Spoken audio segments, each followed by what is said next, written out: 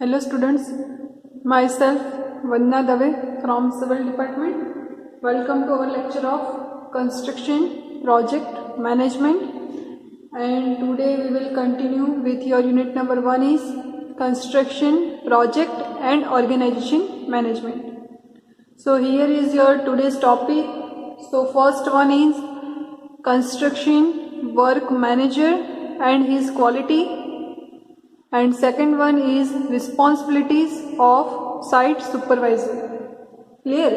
तो आज के लेक्चर के अंदर हम ये दो टॉपिक करेंगे. हमने प्रीवियस टॉपिक में क्या किया था, हमने स्टेजेस इन कंस्ट्रक्शन किया था कि कौन कौन से स्टेजेस रहेंगे अगर हमें कोई कंस्ट्रक्शन वर्क कंप्लीट करना है.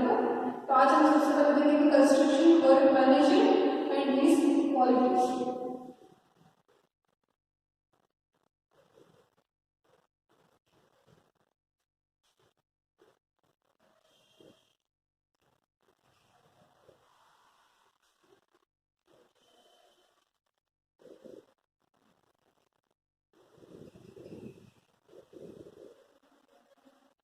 तो कंस्ट्रक्शन वर्क मैनेजर क्या है और इसकी क्वालिटीज क्या है, वो दोनों चीजें हम डिफाइन करेंगे इस टॉपिक के अंदर. तो सबसे पहले हम देखेंगे what is the construction work manager. So construction work manager is a person who by optimum use of available resources like money, manpower, material and machinery, by motivating the persons associated with the project, by coordinating various project agencies, fulfill the project objectives in minimum time with minimum cost with good quality.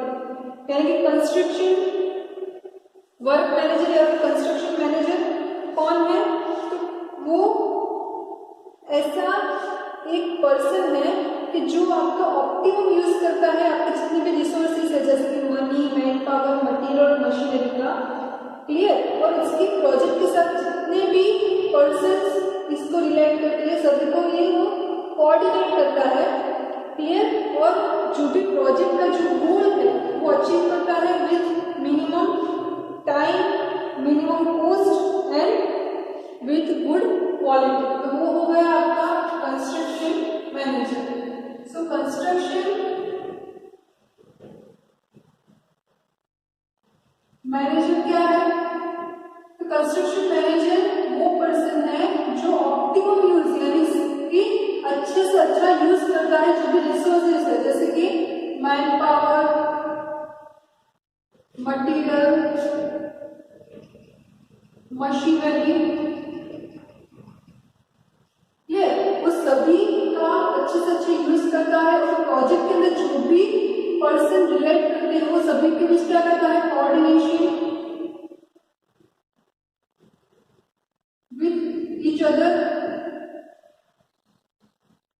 और जो भी हमारा project का जो गोल है उसको भी अच्छी तरह से अचीव करता है with minimum cost, with minimum cost, minimum time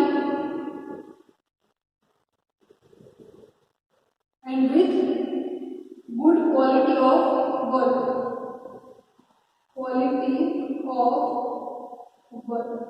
ये है आपका कंस्ट्रक्शन मैनेजर. कंस्ट्रक्शन मैनेजर क्या है, जो अच्छे से अच्छा जो रिसोर्स का ऑप्टिमम यूज कर सके जैसे कि मैन पावर, मटीरियल, मशीनरी और मनी भी बोल सकते हैं यहाँ पे, मनी. क्लियर. और जो भी इसके अंदर जो रिलेट करते हैं पर्सन सभी का कोऑर्डिनेशन करे अच्छी तरह से और ये पूरा का पूरा जो प्रोजेक्ट है उसको कंप्लीट करे with minimum cost, with minimum time and good quality. ऐसा नहीं कि ये दोनों को फुलफिल करने के लिए क्वालिटी अच्छी ना हो, वो अच्छी क्वालिटी भी मेंटेन करे, तो इसको हम बोलेंगे कंस्ट्रक्शन मैनेजर. क्लियर. अब इसकी क्वालिटीज क्या होनी चाहिए, तो इसकी कुछ क्वालिटीज है जो हम डिफाइन करेंगे टर्न बाय टर्न. ये आपका क्वेश्चन कुछ आईएमपी भी है जीटीयू के पॉइंट ऑफ व्यू. तो अभी हम इसकी क्वालिटीज देखेंगे. तो यहाँ पे मैंने क्वालिटीज लिखी है.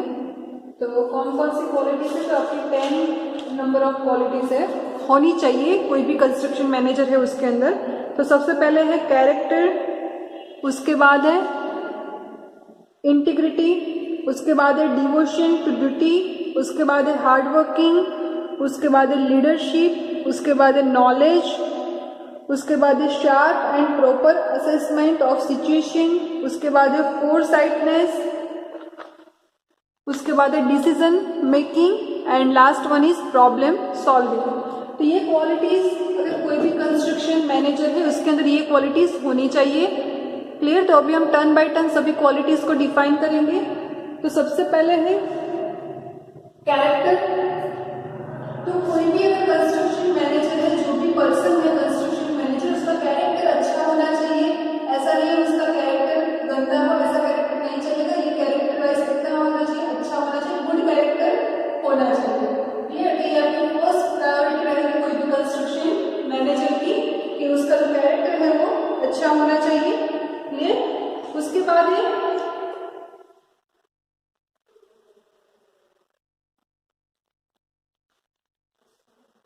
इंटीग्रिटी। तो इसके अंदर क्या आएगा? तो कोई भी जो कंस्ट्रक्शन मैनेजर है उसको एक कंस्ट्रक्शन टीम की तरह लीड करना चाहिए, यानी कि उसको एकता रखनी चाहिए, इंटीग्रिटी रखनी चाहिए। इसके अंदर आपका कोई भी प्रोजेक्ट है, वो प्रोजेक्ट में ऐसा नहीं है कि कोई भी एक पर्सन से पूरा प्रोजेक्ट कंप्लीट हो सकता है, बहुत ज्यादा पर्सन इसके अंदर रिलेट करते हैं। तो सभी पर्सन के साथ अच्छा कोऑर्डिनेशन करके और सभी को एक कंस्ट्रक्शन टीम,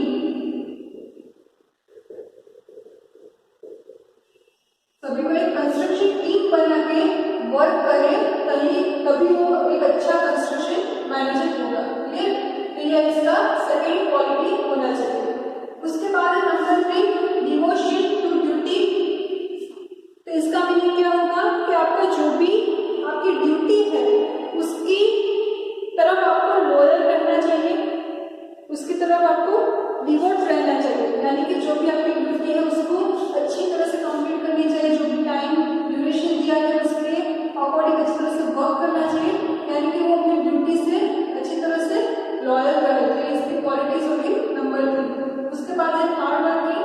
तो कोई भी कंस्ट्रक्शन मैनेजर है वो हार्ड वर्किंग होना चाहिए, यानी कि अच्छी तरह से वो हार्ड वर्क करना चाहिए। ऐसा नहीं कि कोई भी वर्क उसकी लेजीनेस की ऊपर से वो वर्क कंप्लीट ना हो सके, वो आपका हार्ड वर्किंग कंस्ट्रक्शन मैनेजर होना चाहिए। उसके बाद है लीडरशिप।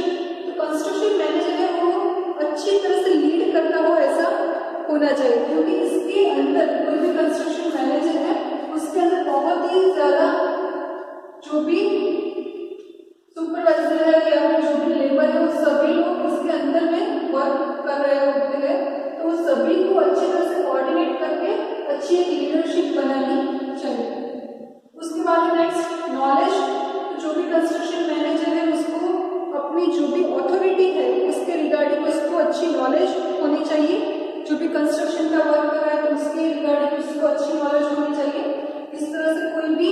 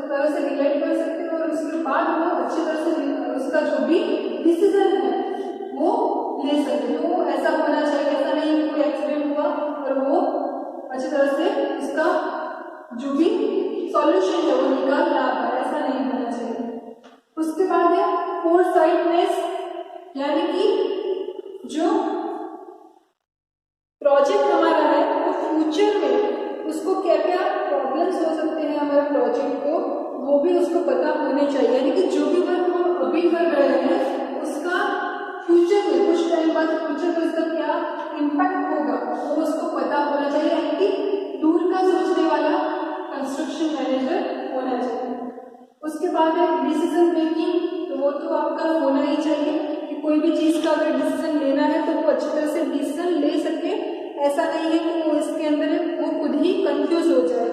तो अच्छी तरह से डिसीजन लेना चाहिए। और प्रॉब्लम सॉल्विंग, तो वो भी एक अच्छी क्वालिटी रहेगी अगर कंस्ट्रक्शन मैनेजर के अंदर, कि कोई भी अगर प्रॉब्लम आ रहा है तो उसका सॉल्यूशन अच्छी तरह से निकाल पाए, तो ऐसा कोई कंस्ट्रक्शन मैनेजर होना चाहिए। ये आपकी क्वालिटीज है। और कंस्ट्रक्शन मैनेजर को हमने देखा है कि वो कंस्ट्रक्शन मैनेजर को हमने डिफाइन भी किया इससे पहले। क्लियर? तो ये था आपका कंस्ट्रक्शन मैनेजर और इसकी क्वालिटीज। तो क्वालिटीज में हमने कौन कौन सी देखी, तो वो आपको राइट डाउन करके याद भी रखनी है, क्योंकि कई बार ऐसा होता है कि आपको डिफाइन करने के लिए नहीं बोलेंगे, लेकिन ऐसा भी क्वेश्चन आ सकता है कि कंस्ट्रक्शन मैनेजर की क्वालिटीज सिर्फ लिस्ट आउट करो, तो आपको सिर्फ लिखनी है। तो इसके अंदर हमने जो फर्स्ट ऑफ ऑल क्या देखा, तो कैरेक्टर देखा, उसके बाद इंटीग्रिटी देखी, उसके बाद हमने डिवोशन टू ड्यूटी देखा, उसके बाद हार्ड वर्किंग, उसके बाद लीडरशिप, उसके बाद नॉलेज, उसके बाद हमने देखा sharp and proper assessment of situation, उसके बाद फोरसाइटनेस, उसके बाद डिसीजन मेकिंग, और लास्ट में इसका प्रॉब्लम सॉल्विंग। क्लियर? ये सभी क्वालिटीज कोई अच्छे कंस्ट्रक्शन मैनेजर के अंदर होनी चाहिए। तो अभी हम हमारा नेक्स्ट जो टॉपिक है वो स्टार्ट करेंगे, responsibilities of site supervisor.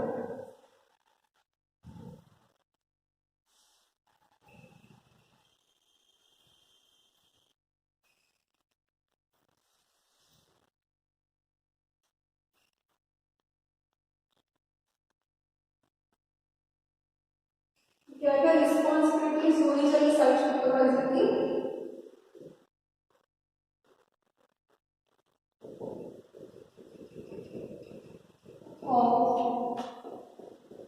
Site supervisor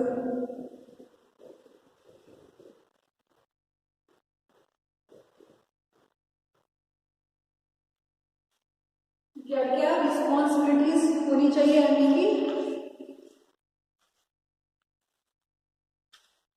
क्या क्या जवाबदारियां होनी चाहिए साइट सुपरवाइजर है। तो वो आपके 8 पॉइंट्स थे। ये भी आपका आईएमपी क्वेश्चन है, कई बार आ चुका है आपके एग्जाम में। तो अभी हम इसको डिफाइन करेंगे। तो आपकी 8 रिस्पॉन्सिबिलिटीज है। तो फर्स्ट ऑफ ऑल इसकी रिस्पॉन्सिबिलिटी है कि जो भी सुपरवाइजर है, अगर उसको हम कोई भी न्यू वर्क या फिर न्यू प्रोजेक्ट कर रहे हैं, तो इसका जो लाइन आउट है वो सबसे पहले देना चाहिए। तो सुपरवाइजर सबसे पहले उसका वर्क रहेगा मेकिंग लाइन आउट, कि हमारा जो भी वर्क एरिया है इसका जो लाइन आउट है वो करना चाहिए सबसे पहले।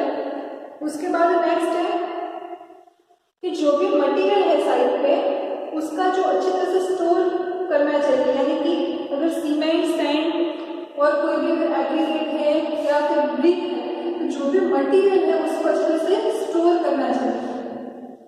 मटेरियल स्टोर अच्छी तरह से स्टोर करना चाहिए। ऐसा नहीं है, कई बार ऐसा हो रहा है कि कहीं पे आपका सैंड है तो लीकेज हो रहा है, कहीं पे आपका सैंड है वो उस पे ह्यूमिडिटी ज्यादा लग रही है, ऐसा कुछ हो तो उसी जगह पे आपको स्टोर नहीं करना चाहिए।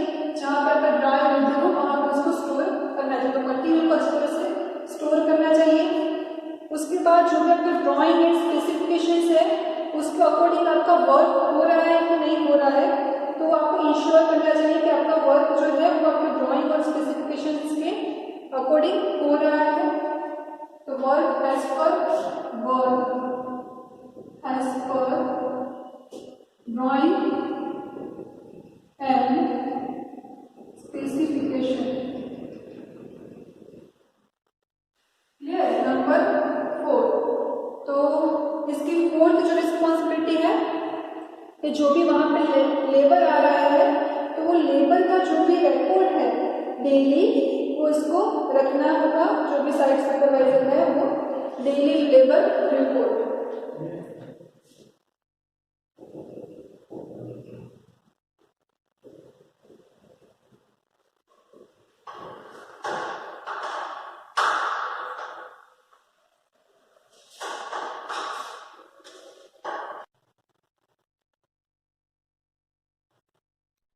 तो जो डेली आपका जो लेबर रिपोर्ट है वो इसको कैरी करना होगा, जो भी साइट सुपरवाइजर है उसको। क्लियर। तो नंबर 5 अभी हम देखेंगे। तो नंबर 5 में क्या आएगा?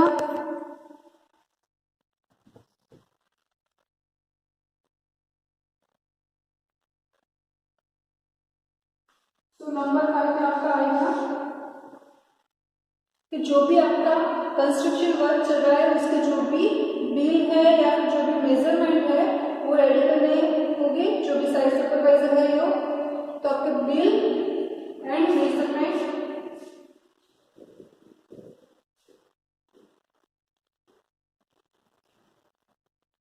क्लियर। नंबर 6। तो नंबर 6 में क्या होगा? तो नंबर 6 में जो भी आपका साइट पे जो भी मटेरियल आ रहा है उसका जो रजिस्ट्रेशन करने के लिए जो रजिस्टर है वो उसको बनाना होगा। तो वो रजिस्टर के लिए वो आपका हो गया number 6।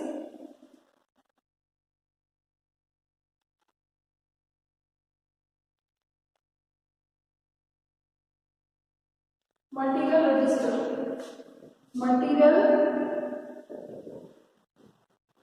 Register.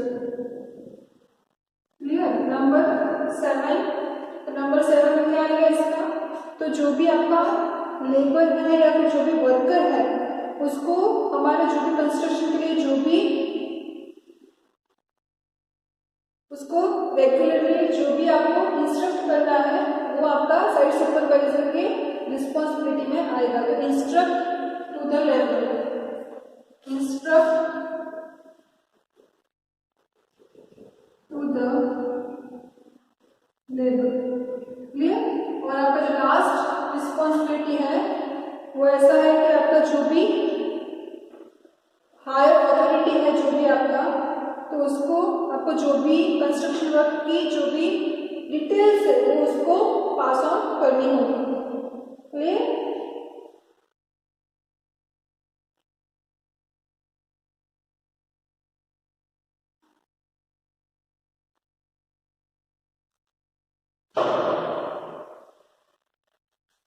Details to higher authority.